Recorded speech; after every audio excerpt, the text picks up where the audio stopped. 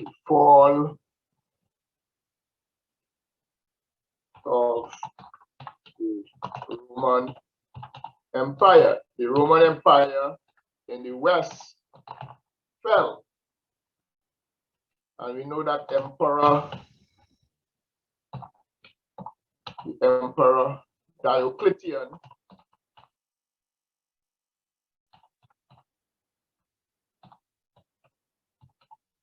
he divided the empire into two, as we will see in this lesson. So,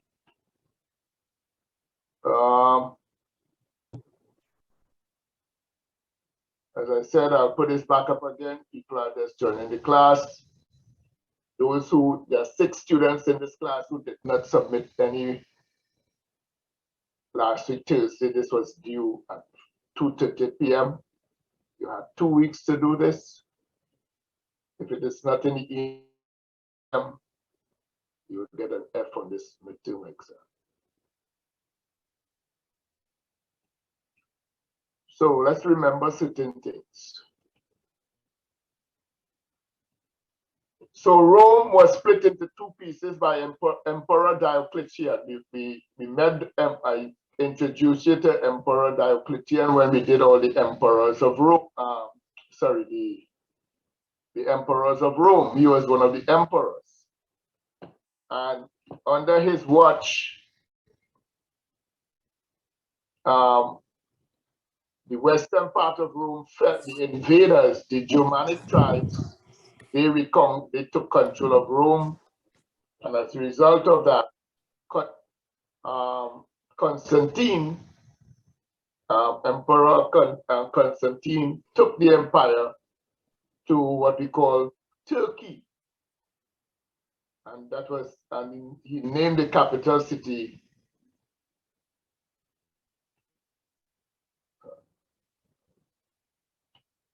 so you had Emperor Constantine, who he converted to Christianity. He said that he converted to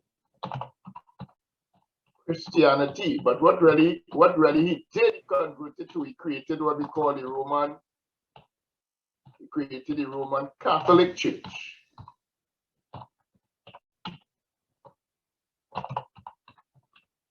And he took the empire to Turkey. Well, today, this place today, this is to Turkey, that area, and created what we call Byzantine Empire. It's the same Roman Empire, but that's the eastern. This is the eastern part of the empire, the eastern half of the empire. He named the capital city after his name, Constantinople. Today, that place is called Istanbul. All right? The capital city in Turkey, but during the time that we are addressing here, it was called Constantinople.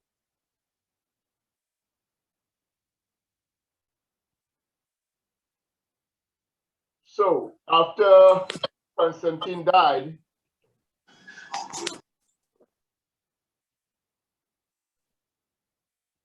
Justinian became the emperor of the Byzantine Empire. The Byzantine Empire rose to great heights, and its first major ruler was Justinian the first. There'll be a Justinian the second, but we are dealing with Justinian the first. And he ruled from 527 to 565. And under his rule, he expanded the Byzantine Empire, and he recaptured some of the Rome's lost land from the Germanic tribes. Remember, the Germanic tribes invaded Rome. This is why they shifted the empire to the east. Under Justinian, he developed what we call laws known as Justinian Code. And in your textbook,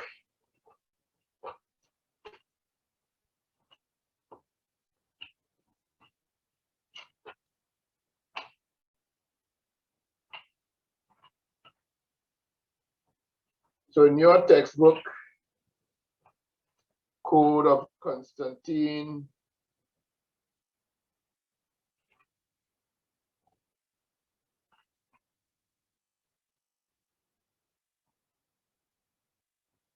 you'll see it on page 174. And it is called Corpus Juris Civilis, a body of civil law, and it was also called the Justinian Code. So you'll see two terms there on page 174. Corpus Juris Civilis, a body of civil law, and it issued from 529 to 534, and it is often called the Justinian Code. And it formed the backbone of Byzantine jurisprudence. So you'll see that there on page 174. He created churches, civil churches, palaces, and other buildings, and the famous church is called the Hagia Sophia. So this is Constantinople. This is the Rome, right? This is the old Roman Empire. And when the barbarians or the Germanic tribes invaded, they shift the empire to this region here, right? And created the Byzantine Empire. So the Byzantine Empire, this is the Byzantine Empire here.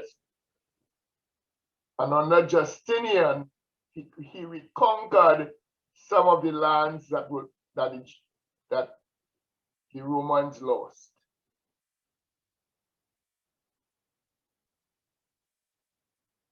And this is the famous Hagia Sophia. This is the famous Hagia Sophia.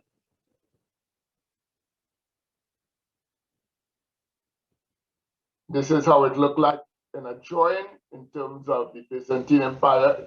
Notice these walls here are built in such a way to keep invaders out.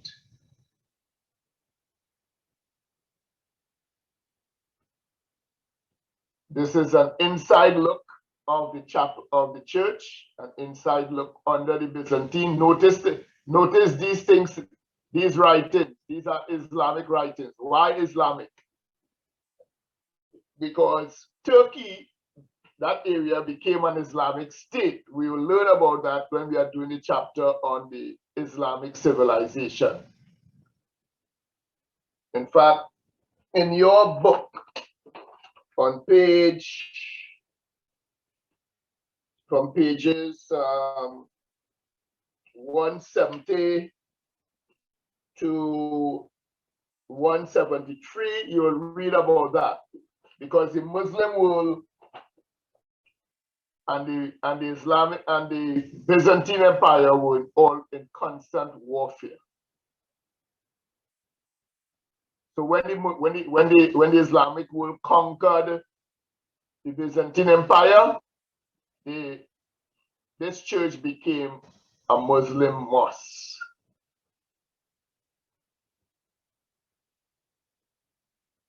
So Justinian, he had a wife, and his wife's name was Theodora. She was an actress. But we know in the ancient world, men of standing could not marry men or women of low standing. It was against the law. Justinian fell in love with Theodora. She was not in his class, so what did he do? He changed the law. He got rid of the law and to the objections of all the high-class people, he married Theodora. And she became Empress Theodora. You see here, this is a drawing of her and her jeweled crown. She was raised in poverty and she became an actress, and eventually she became the most powerful woman in Byzantine history. She met with envoys, representatives, and leaders, and she passed laws, and she also protected women's rights. So today you can call her a feminist, but in those times there was no such term as feminist.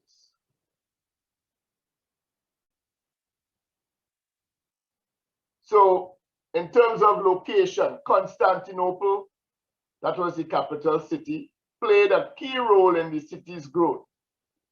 It was located between Europe and Southwest Asia. So if we look at a map, let me see. If you look at a map of, let's see if we find Turkey today.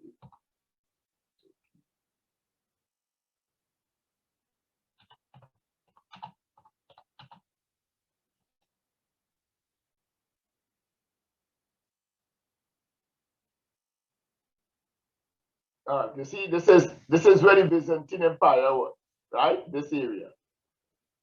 This is Turkey. Let's see if I find the capital city of. This is Istanbul here. This was Constantinople.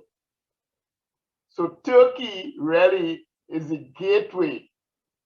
Part of Turkey is in Europe, borders Europe, and it is in the Middle East. Part of it is around the Middle East. So it's a gateway to where?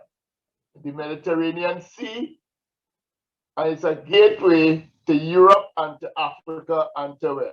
China and these places. So you see, Istanbul embraces two continents. It embraces two continents, which is Europe and the Middle East and Asia.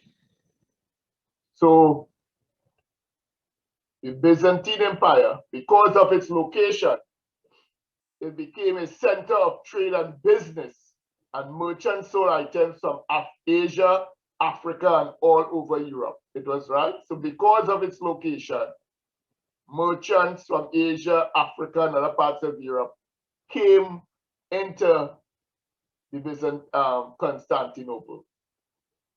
So that tells us that Chinese were there because the Chinese bought silk. African people came there, and other Europeans came there.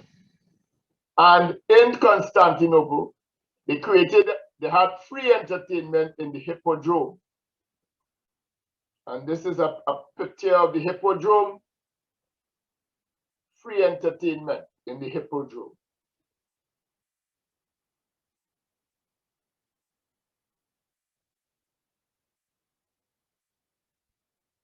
So why was Constantinople able to grow? What were some of the main attractions?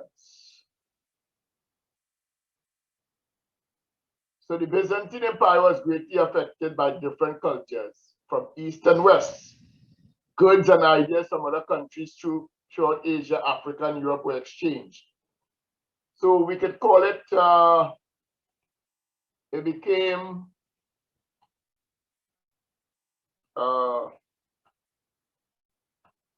port of trade.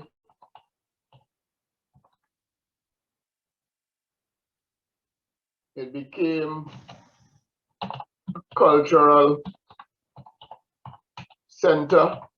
In other words, people from different parts of the world. Remember, trade, when we are trading, trade involves not only physical goods, but ideas as well. What do I mean by that?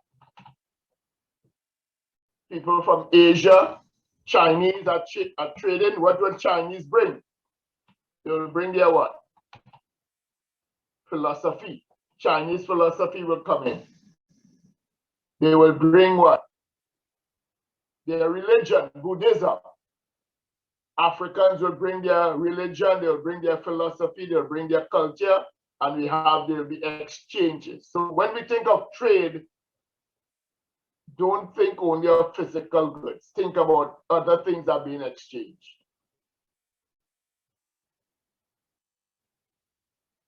So again, to understand what I mean by the influence, this is Constantinople here, right?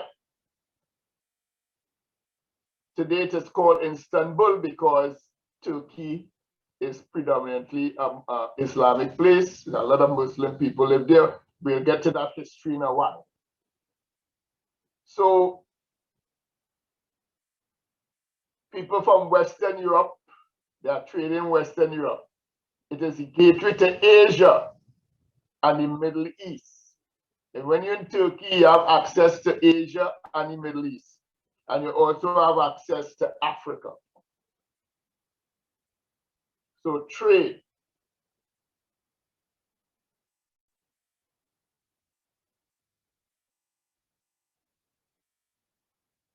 All right. So over time, there was a disagreement over religion. There was a dispute, there was a dispute in the Catholic Church, in the Roman Catholic Church. What was that dispute about? Remember, we have Rome and then we have Byzantine, but it's the Roman Catholic Church. What was the dispute about?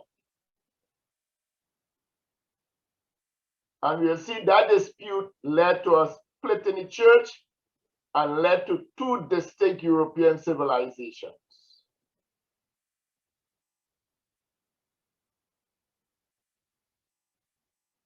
Now, we know that in terms of Christianity,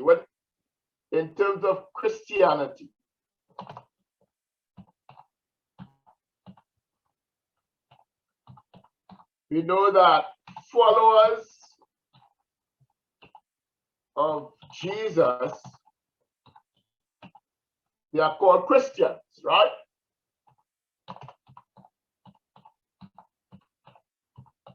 And these people, we know that in Antioch, we read that in Antioch,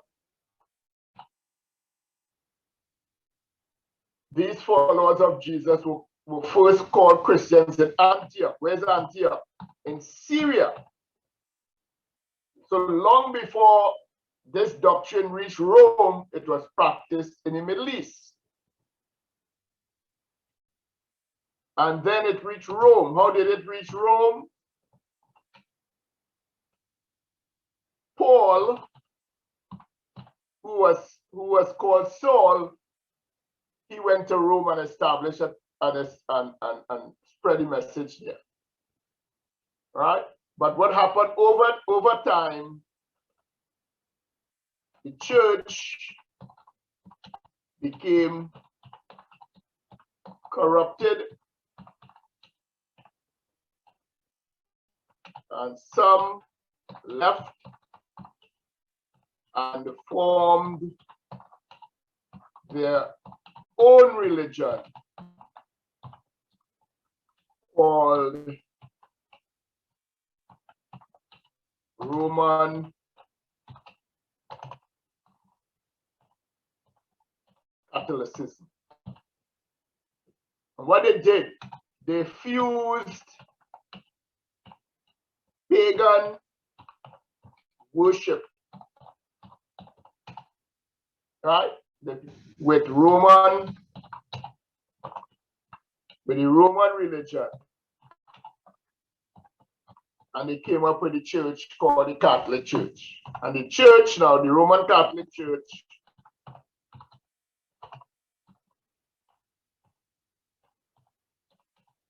the head of the church was called the what? The Pope. Notice these people here who are called Christians, they have no Pope. Their leader is Jesus, not a Pope. But when people in Rome over time, when the church became corrupted, they broke away and formed their own church, their own religion, and put the head of the church called the Pope. Today, the Roman Catholic Church had their leader is the Pope, Pope Francis, right? That's the modern day leader. So the Pope, so we'll see how this plays out. So you see the head of in Rome, the Pope.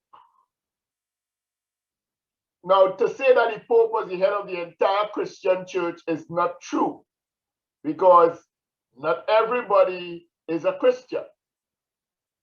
Christians are followers of Jesus Christ. They have created their own religion, but they are still calling it Christianity. So there's a major confusion in the world.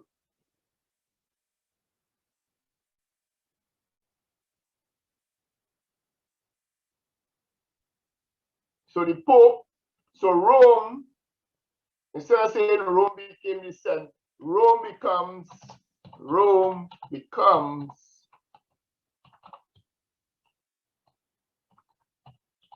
the center for Roman Catholicism. Now, some people say it's Christianity. We challenge that and say it is not Christianity, it is Roman Catholicism. And right in Rome, where's the Roman headquarters located? What part of Rome? Anybody can tell me? Vatican what? City. The Vatican City is like a country within itself. It has its own police, its own army, its own everything there. In Rome, the Vatican is its own jurisdiction. So Rome becomes the center of Roman Catholicism, and they are ruling. The Pope becomes the head of all Roman Catholics in Europe, especially in Europe. In Europe. We'll meet this again. We'll come back to this when we are doing the Reformation. We'll meet that again. So, as the Byzantine Empire grew, emperors often did not get along with the Pope. So, in the Byzantine Empire, the head of the Byzantine Empire was called the emperor, right? But the emperor and the Pope did not get along. So Justinian and others did not get along with some of the popes. Because in the Byzantine Empire, the emperor is the head of state. He runs the government. And he has final authority on all religious issues. However, the Pope is saying that he has the final say on all religious issues. So there is a clash between the emperor and the Pope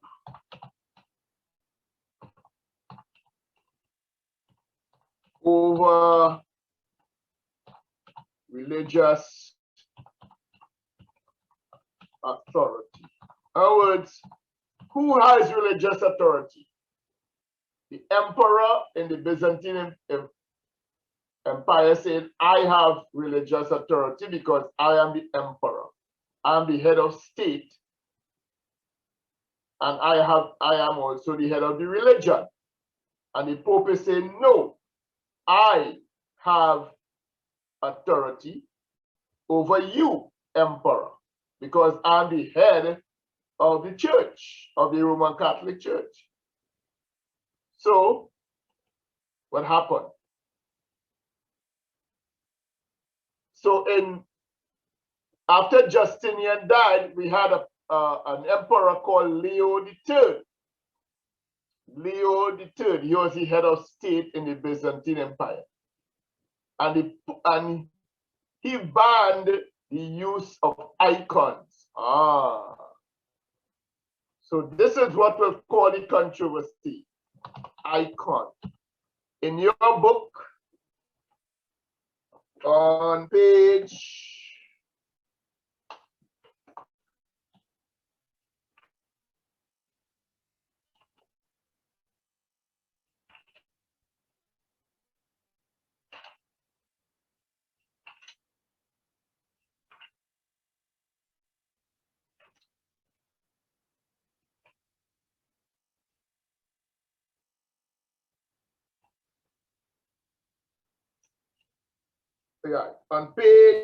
182, in the second paragraph, you'll see a term called the iconoclastic controversy. So icons, what are icons? They are visual images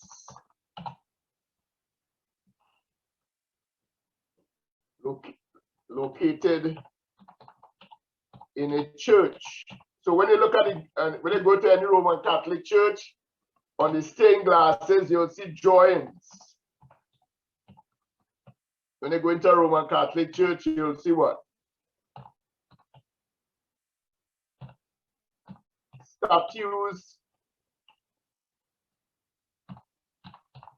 of Jesus, Mary, angels, and everything, right? You know that some of you who are Roman Catholics will know that.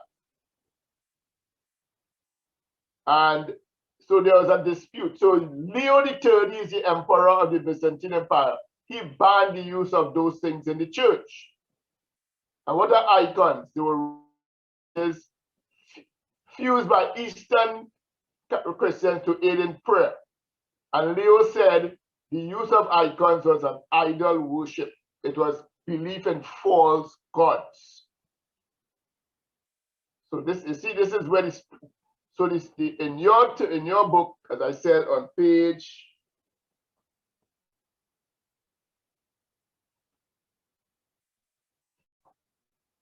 182. Page 182. It is called the iconoclastic controversy. That's a term you should pay attention to. So there's a dispute. Sorry. Should the church have these images and statues or not? And these are what icons look like. On the church, in the glass, you'll see all these men who are purported to be saints of God or images of Jesus and angels. These are icons. You'll see Mary holding Jesus, Jesus on the cross, dying on the cross. These are icons, right? So that's the dispute. And what happened? Because of that dispute, the Pope in Rome disagreed, supported the use of icons. And what did he do? He excommunicated, he removed Emperor Leo III from the church. In those times, once the Pope excommunicated you, you were no longer a member of the Roman Catholic Church. So, because of that controversy, the Roman Catholic Church split in two, and we call it the schism. It led to a schism in 1054. In 1054, there was a schism because of what? The controversy. The iconic controversy created a schism. The word is pronounced schism, meaning what? It's a division over doctrine. And what is the doctrine? One doctrine says that we should have icons, that icons will help us to pray and worship. Another doctrine says no, icons are akin to idol worship. And it resulted in what? A split in the church. So when the split emerged, you had the Roman Catholic Church, and you had what we call the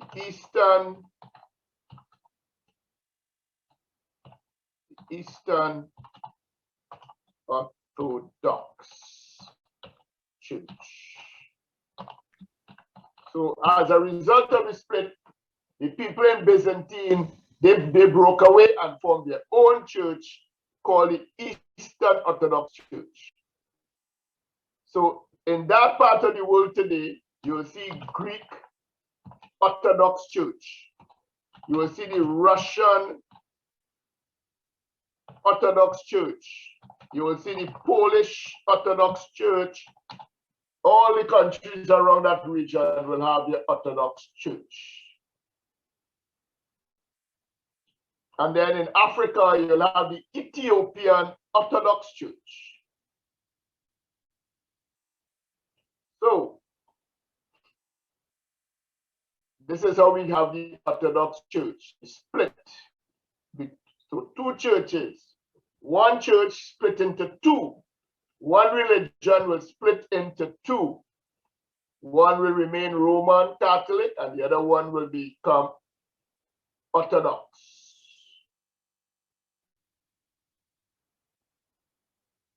So this is their belief. They are calling themselves Christians. And the split. And later on, when we are doing the Reformation, we will see that the Roman Catholic Church will split again into Protestant. The Protestant movement will cause a split again in the Roman Catholic Church. Now we could, and this is if you do mathematics, we could take this and make a Venn diagram. You have the church, you have Roman Catholic Church, Eastern Orthodox, differences and similarities. So, for instance, when I was a little boy growing up in Trinidad, we attended the Roman Catholic Church and all the services were said in Latin. We didn't have a clue what was going on. We just go because it was, if we didn't go to church, on Monday morning, we were punished. Your name was written down in a book because you didn't go to church Sunday morning. When you went to school, the headmaster called you in his office and you were punished.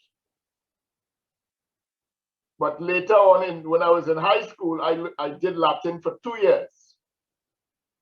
Today we don't, some schools in America, prep schools, those high-end schools, they do Latin, but in the main, unless you're going to university like Harvard and those schools, you do Latin, but Latin is not taught anymore in this part of the world.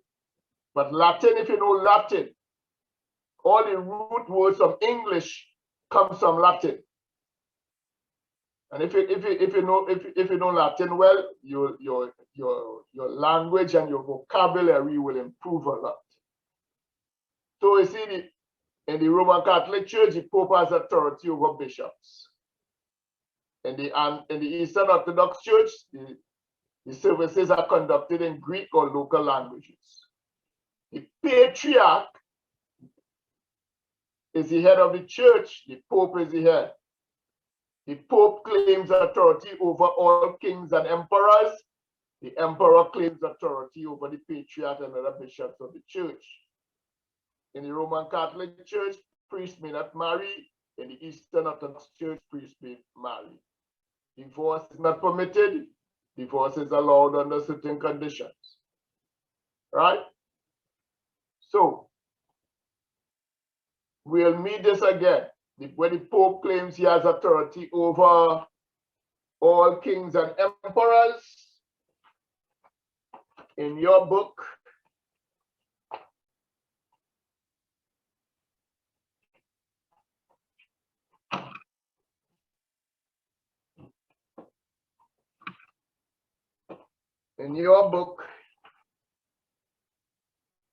it is on, I'll give you the pages to read for that.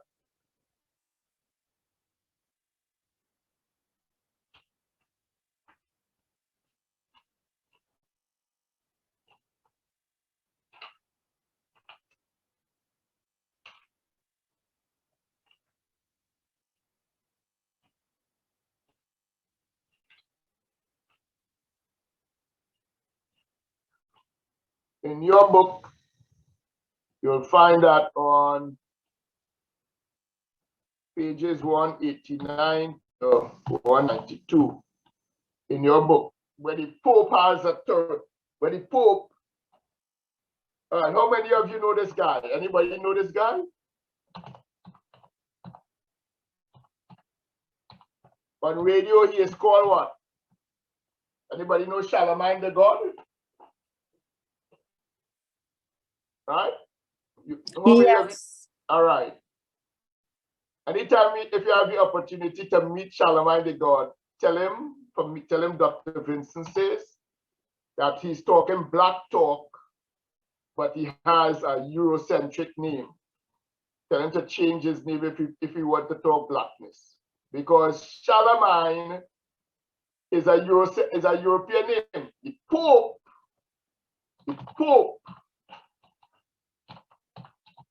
the then Pope made Charlemagne the emperor of the Holy Roman Empire. And you'll find that on pages 189 to 92. So Charlemagne the God took his name from that king, Charlemagne. So he is not original. So tell him if he wants to be in hip hop, he has to be original to change his name. I guess he won't want me on his show because if I go on his program, I'll tell him that and he might run me. But say what? I might come famous when I say that. All right, anyhow. So I said you'll see that in the Eastern, you see, so the Pope, because in the then world it was like this. The Pope, this is what the Pope said. The Pope said, it is God, then the Pope, right? Then the Emperor, then kings, princesses, and queens. Those had well, and those had queens. In other words, in 1052, this era that we are talking about, no one dared to challenge the Pope's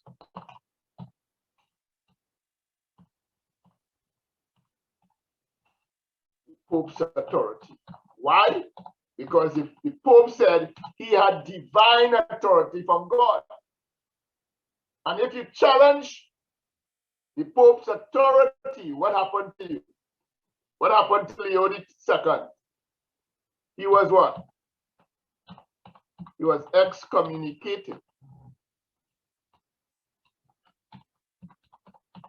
He was lucky to be alive. And if he were not excommunicated, the Pope would have what? Put you to the bonfire.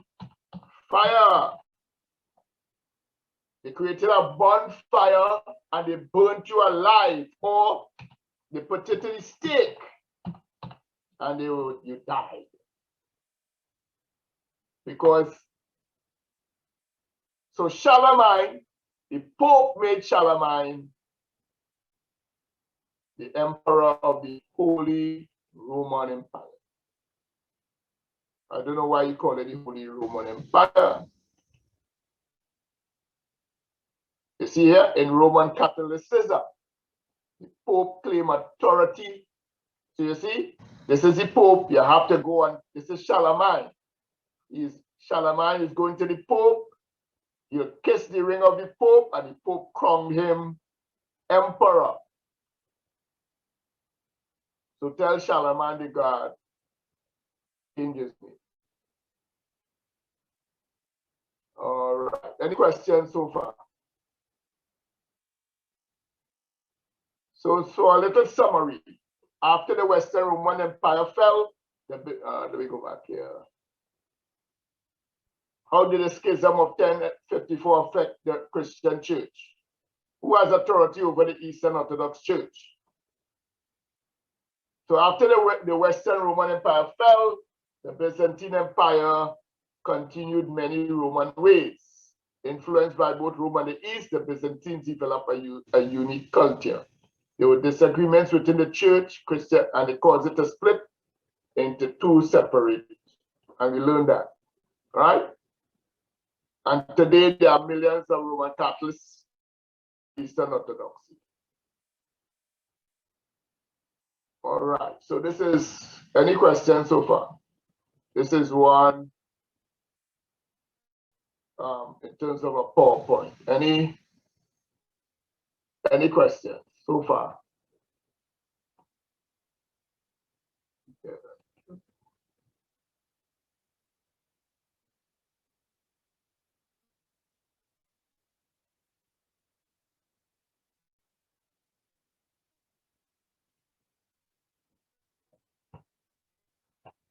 All right, so this is another lesson on the Byzantine. So we'll expand this first lesson and we'll take it all the way to Eastern Europe, and you will see it was more than just Turkey. Look at this. Constantinople becomes the capital of the Eastern Roman Empire. This is the reign of Justinian. Right? In 600 CE, there's Slavic migrations into the Slavic people. And in 718, you remember I was telling you about the Arab or the Muslim world attacks Constantinople and they are defeated. And I'll show you where this is in your book. It is on page, and you can write it down, take note of it. It's on page, it's in the beginning of the chapter. From page, if you read from pages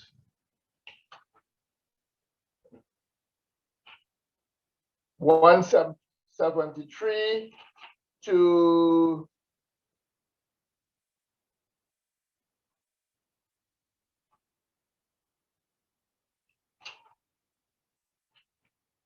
175. And you take note of this picture here, you see what we call Greek fire. Take note of this picture. And over time, you will see through conquest, the Byzantine Empire will expand. They will decline between this period here because the Ottoman Empire, these are Arab people, some is a mixture of Muslims and other religions, they will capture, and eventually it will spread again. The Mongols will come in, and then the empire will spread all the way to Russia. And in the end, from this period here, 1400 until 1960, 14, the Ottomans will rule this part of the world, and they fell in World War I.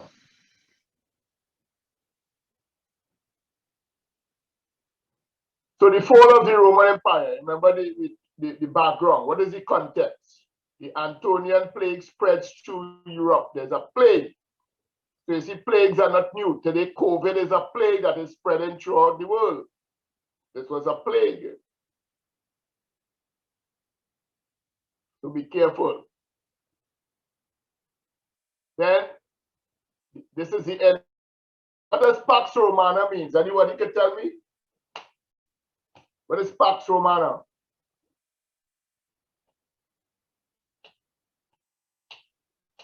The end of Roman peace. Remember Rome under Augustine, not Augustine, under Caesar Augustus. For 200 years there was Roman peace. And then Diocletian, he divides the empire into two. Constantine, he legalizes Christianity. The Visigoths, they sack Rome, the Vandals sack Rome, and Rome falls. So the empire shifts to the east.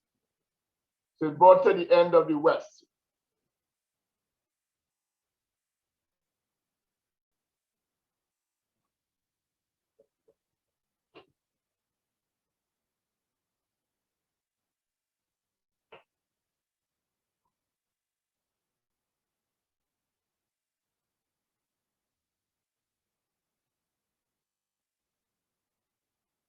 So the Eastern Rome is survivor society. Constantine established the eastern capital at Byzantium, and it became Constantinople. Reasons for survival: it was a higher level of civilization. You had fewer nomadic invasions because of its geography. It was a prosperous place for commerce, and it had a stronger military.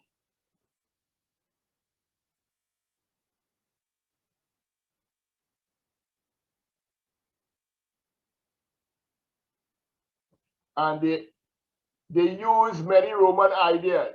They created roads. They continued with taxation. They built up a strong military.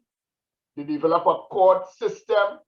They developed law codes called what? The Justinian codes. Well, their religion, they call it Christianity. They call themselves, even though they split, they still call themselves Romans. They forbid German or barbarian customs. And people could not wear boots, pants, or clothing made of animal skins. Remember, that is what the barbarians wore. In the ancient world, if you in that part of Europe, the people there were barbarians, and this is how they lived. They hunted animals, and from the animals, they made boots, pants, and other clothing. And they could not have long hair. So long hair was forbidden. In the barbarian world, men had long hair. But in Byzantine, men could not wear their hair long. And here we meet the first, after Constantine died, Justinian becomes the emperor.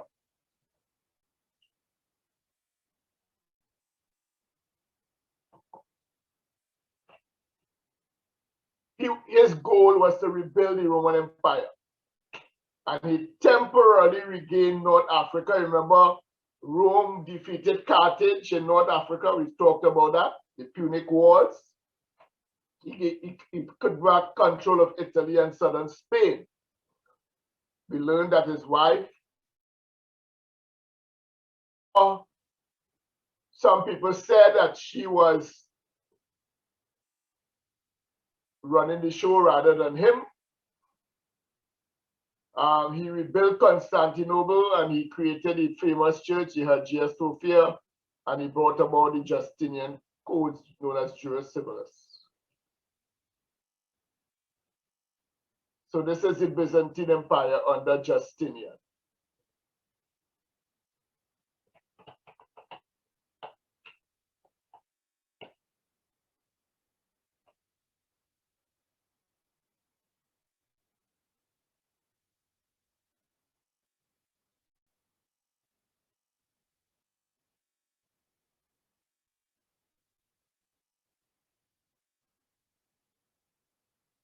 Again, this is the empire under Justinian.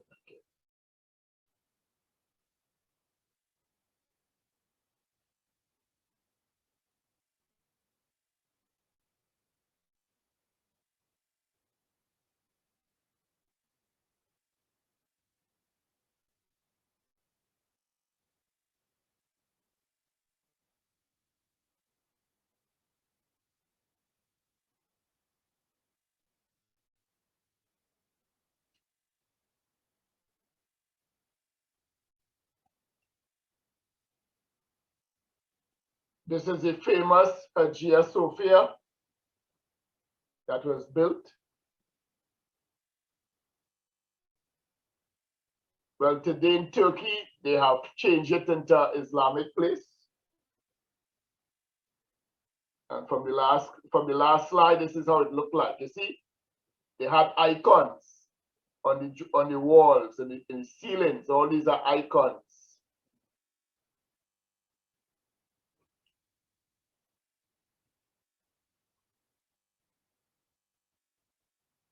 So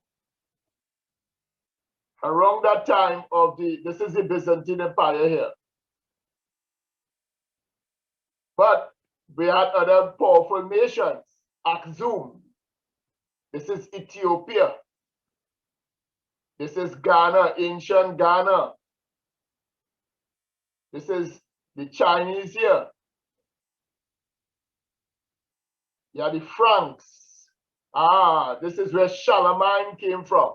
He was a Frankish, and he came and he was made emperor of the Holy Roman Empire. This is the Sassanid Empire. They will become the Ottomans. And in your book, again, I'm always referring to the text. In your book, you'll see that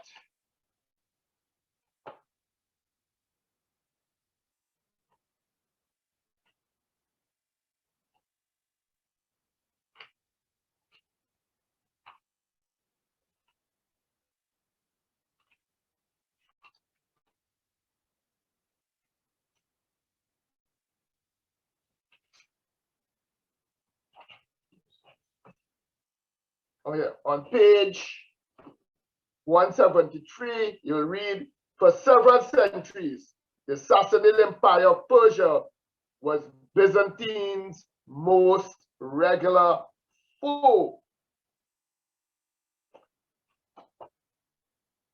So these two nations, these two kingdoms were always in war. The Sassanid, they were always in war. They're going back and forth until eventually this empire there, they became the Ottomans and they conquered here. It was conquered,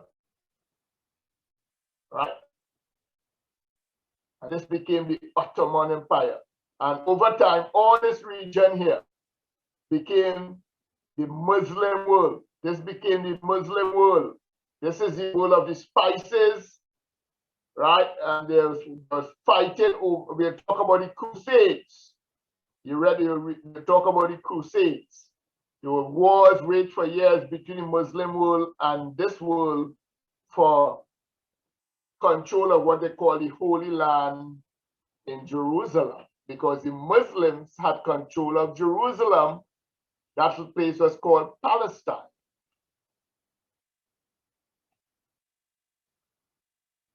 So the new Roman Empire, it was not as large as the Roman Empire. And why? Because Arab conquest in the 17th century resulted in loss of Syria, you see, Palestine, Egypt, and North Africa. So the Muslim world, Middle East, and this is the Muslim world here. So the Muslim world is in always constant war with the Roman world. Political authority centralized in Constantinople, in other words, the emperor. The emperor claimed to be God's representative on earth, and they borrowed Persian and Greek court rituals. State again, states and empires. So this is the Muslim world here. This is when we are doing Muslim world, we'll learn about the Abbasid Caliphate. And then this is North Africa. The Muslim world will conquer black people in North Africa. They'll take control of Egypt. Remember, this is what? What river is this? Can somebody tell me? What river is this? What river is this? The Nile. Right, that's the source of the Nile. The Nile. This is Axum, Ethiopia here. This is the Muslim world will conquer Spain. They call it the Cordoba Caliphate. For 300 years, these people here are called Moors. The Moors, black Muslims, will rule Spain for 300 years. This is the Byzantine Empire. It will shrink because why? The Muslim world will conquer until this whole purple area will become Muslim. And all here, Muslim Islam will spread throughout all Ghana, all the parts of Africa. It will spread into China, this whole area here, all these archipelagos. Indonesia is an Islamic world.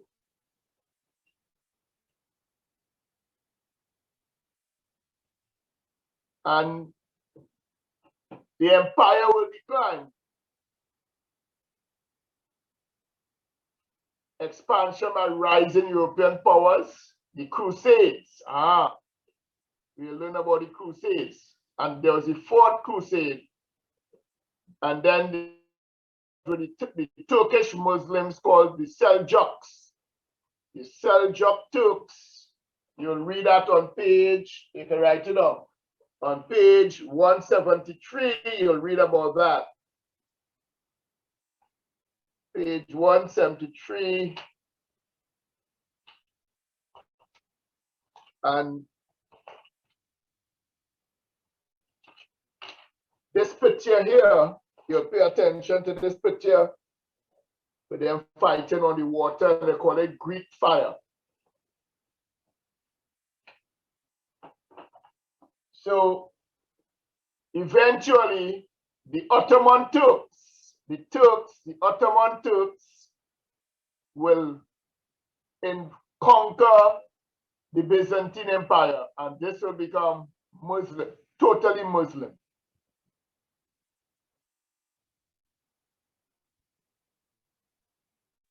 So you see the challenges, watch. Other people will come in. You see? These nations. So you have the Crusades. This is the Crusade. Anybody can tell me what the Crusades was about? The Crusades, look at here, you see, they are fighting for what? Control of the Holy Land. Because you remember Christians say Jerusalem is the Holy Land. That is where Jesus was born. But the Muslims have control. So for hundreds of years, they are fighting each other in crusades for control of the Holy Land. But it was more than that. It was for control over what? Trade. This is the Mediterranean Sea. The Muslim world had control of the spices. You want spice? That was the high-end product of those times. Right?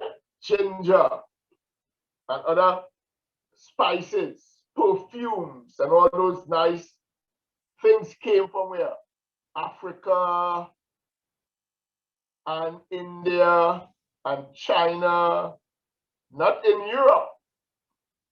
But over time, these people began to fight against the Byzantine Empire. So the Byzantine Empire had challenges from where? From the Turks, and over time they began to decline. And when they declined, you see, other people began to take control of their own countries. Russians, English people, right? African people. This is great. We learn about here the great Zimbabwe. We learn about the Oyo Empire, Mali Empire, Benin in Africa. This is Ethiopia here, a great empire, an ancient empire. Then during this time, the Ming Dynasty will be ruling China. And then the Japanese will have the Korea will have their empire. So over time, the Byzantine Empire will begin to decline.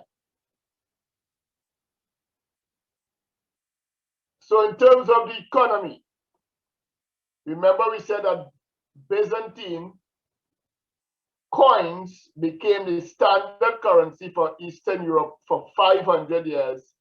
This is the emperor here. They used coins to trade. So they controlled trade. So the Byzantines, we can say, in terms of trade,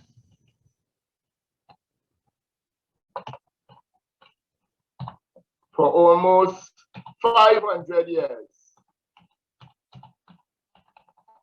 Right? They controlled trade and they created a currency. And because they created a currency, they controlled banking.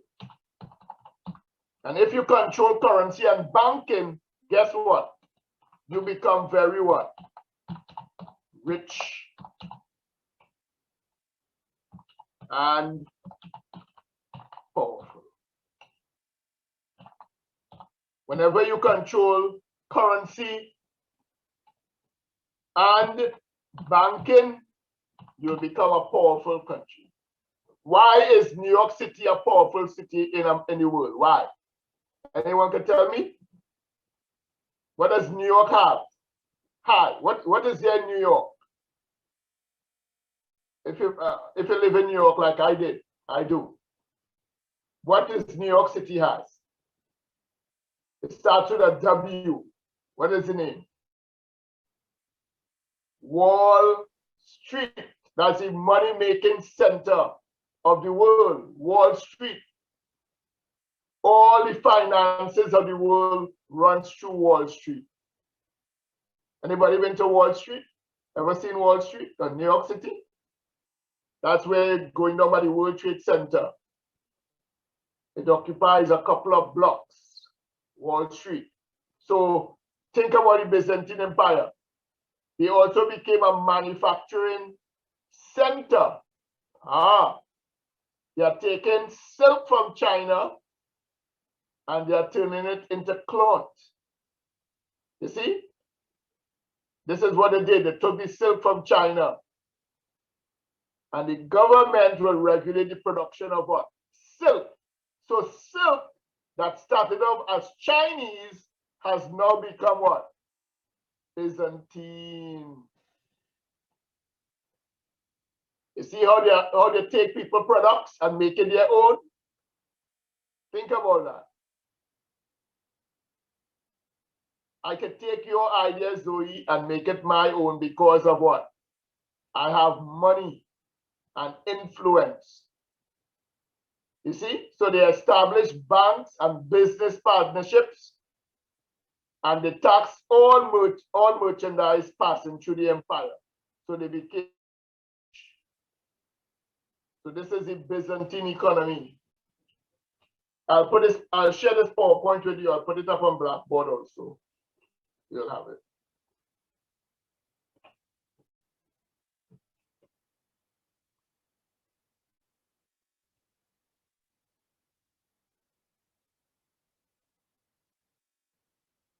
So the Byzantine of Constantinople became the new Rome. It became the largest city in Europe with nearly 1 million people.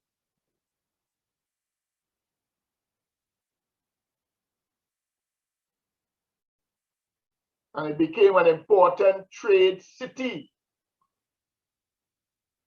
And all the merchandise of the world came through the Byzantine Empire.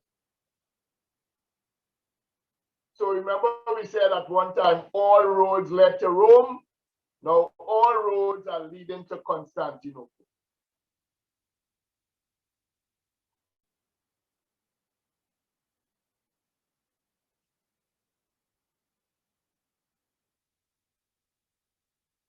So this is how Constantinople looked in Byzantine times because of the sea.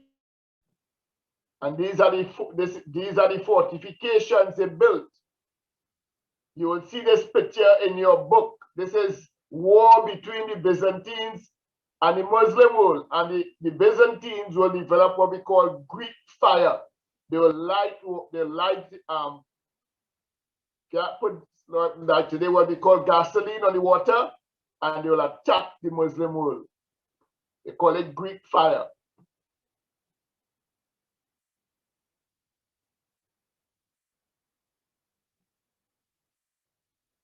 So Byzantine culture, they created Greek learning, Roman engineering, they developed organized schools, and they had chariot races. And however, there was a major riot in 532 where the peasants revolted.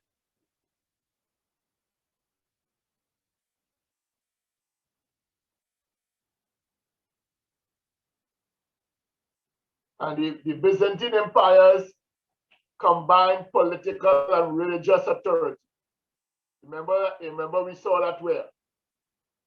In China, we saw it where? In ancient Egypt, right? But they call it Caesaropapsism. In other words, we combine the role of Caesar with the role of the Pope, and we get this term, Caesaropapsism. And he appointed the patriarch of the Orthodox Church. What does Orthodox means? Orthodox or right thinking provided a cultural identity.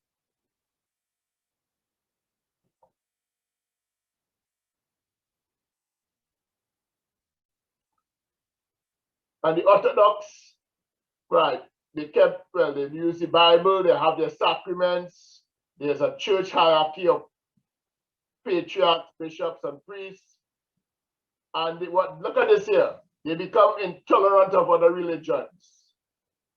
And because of this, the intolerance of other religions, there will be war between the Byzantine world and the Muslim world. They become intolerant. But we know that this is not Christianity, because Christianity is not intolerant of other religions.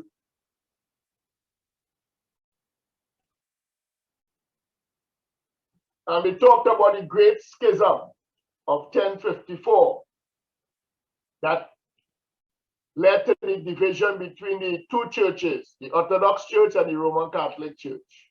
This over what? They are post icons, they for icons. Here, priests can marry,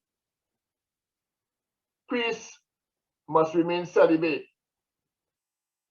Here, they celebrate Easter, here they celebrate Christmas, and the different rulers. They also disagree on the nature of the Trinity and the relative importance of faith and reason. As I said, I will share this, I'll put this PowerPoint up for you tonight. You'll have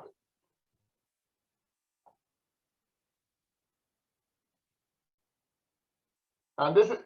And because of the Great Schism, it led to war, you see? Intolerant of religions, they began to fight. So you see, this is the Holy Roman Empire, right? This is the Roman Empire will fight other people. They will shift in alliances, right? Eventually, all of them will come together to fight the Muslim world. That world was always in war, religious intolerance. I alone have the right to God. You don't have the right to God. And since I have the right to God, God tells me to kill you. That's religious intolerance. And in America, there are people who call themselves what? White Christians. They burn down black churches because of religious intolerance. That has nothing to do with God. Anybody telling you that they believe in God and they're burning down churches or mosques, that is not of God. So I will pause this lesson here. As I say, I will share, we'll continue, we'll finish this lesson on Thursday,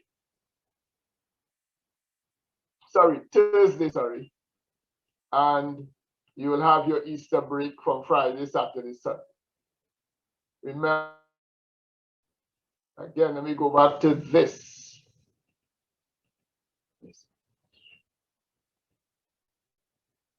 Oh.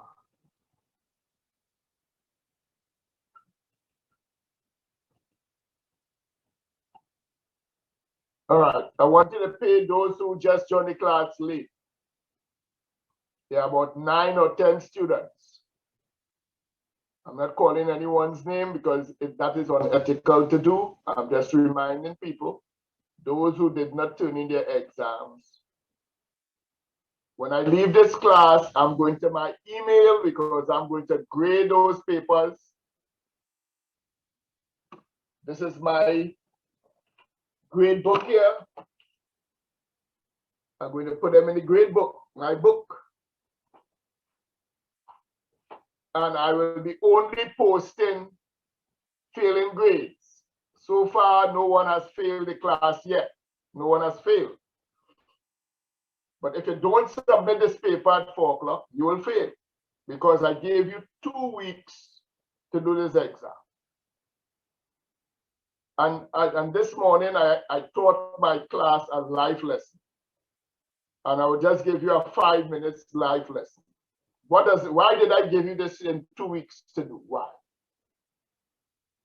Because when we switched to online, I realized and I know that a lot of students are under stress because of COVID and number of issues. Some professors gave you their exam the same day to do. I didn't do that. I gave you 2 weeks. So you had no excuse. All you had to do was to turn in this exam at 4 p.m. Every day since I gave you this exam, we went through the exam. I revised it with you. I showed you how to do this exam, how to expand on the I. I'll tell you what I'm looking for in this class. When I'm grading the paper, I'm looking for information that I did not tell you in the class, that was not on the PowerPoint. So when I look at your thing on ancient Egypt, on pharaohs, I'm looking for information that you have to tell me that I don't know. If you're telling me things that I know, then you did not do a good research paper. You have to tell me things that I did not know. You have to bring information. That is why I gave you 2 weeks to do it. So please, when you get the final exam, it will be same as the midterm. I graded easily on this paper. I graded class easily. The grading will be tougher on the final exam. So you better do good research, give me information that I don't know about, and do your research. There's tons of things out there on these terms that you could have write about, and some of you didn't do that. Some of you did not give me any documentation. That is called plagiarism, but I let it fly.